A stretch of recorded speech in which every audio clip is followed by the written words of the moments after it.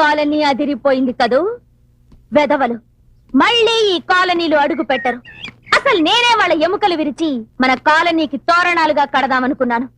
కానీ ఆ ఛాన్స్ నా శిష్యుడు గుగ్లే కొట్టేశాడు. నీ శిష్యుడా? అవును. అదిగో ఆ కనపడుతుంది గుర్రపు జడితే మోస్ట్ పవర్ఫుల్ లేడీ, బాగా ఎదురొచ్చేద్దే. సరే క్లోజ్అప్ లో చూసుకుందారి పద.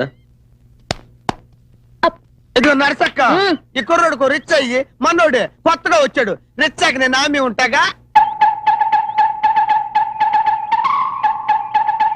ఇతన్ని చూస్తుంటే రిక్షా ఎక్కేవాళ్ళ ఉన్నాడే కాని తొక్కేవాళ్ళ లేడే. హలో ఎక్స్క్యూజ్ మీ, మన పిక్క చూసావా? తొక్కడంలో మనకి మంచి టచింగ్ ఉంది.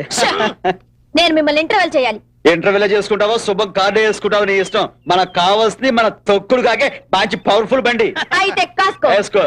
ఎప్పుడు నవ్వేదెవరు? ఫోటోలో గాంధీ, మనిషికి మత్తెక్కించేది. కొట్టులో బ్రాందీ, ఎంత తిన్నా తినాలనిపించేది. పిడత కింద పప్పు, అన్నిటికంటే వేగమైంది. పీటి ఉష, కారమైంది. పీటి కిళ్ళి, ఎర్రనైంది. నీ పెదాలు, తెల్లనైంది. నీ మనసు, చల్లనైంది. Fridge ice, రుచికరమైంది. చేపల పులుసు, రిక్షాకి ముఖ్యమైంది చైను గొలుసు. ఆడదానికి ఖచ్చితంగా ఉండాల్సింది ఓలబో ఓ నాయనో, ఓలబో ఓ నాయనో. అమ్మో, నువ్వు రిక్షా ఇస్తే ఇయ్యి, లేకపోతే లేదు కానమ్మా. ఆ మాట మా మగనోడితో మాత్రం అనిపించి బాగా. అమ్మో చెప్పు. ఎక్స్క్యూజ్ మీ తమ్మి. పిచ్చి పిచ్చి వేషాలేకు.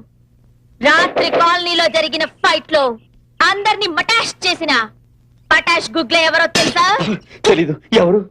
నా శిష్యుడే.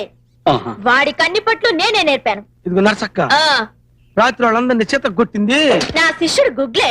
ఆ గుగ్లి ఈ అబ్బాయే. అవును.